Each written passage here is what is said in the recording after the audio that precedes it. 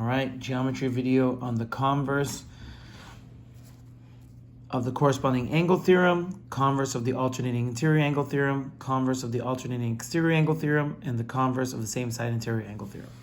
Now, pretty simple. The converse of the corresponding angle theorem means that if the corresponding angles are congruent, okay, and there are two lines, and a transversal, okay, if the corresponding angles are congruent, that proves that the lines are parallel. The converse of the alternating interior angles means that if these alternating interior angles are congruent, or these alternating interior angles are congruent, then these two lines are parallel. If you have converse alternating exterior angles, meaning 1 and 8 or 2 and 7, that means if these two are congruent or these two are congruent, that proves that these two lines are parallel. The last one is the converse of the same side interior angle theorem. If the same side interior angles are supplementary, meaning they add up to 180, that proves that these two lines are parallel. Same thing here. If 3 and 5 are supplementary, that proves that these two lines are parallel.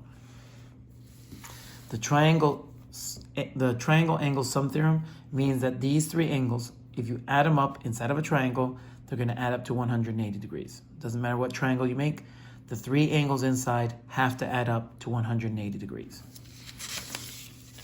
The triangle exterior angle theorem, that means that this angle is the sum of these two angles. The two angles it's not touching.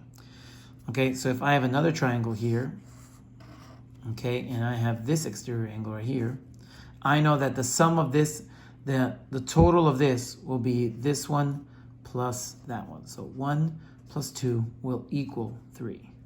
And this one, it's 2 plus 3 will equal 1.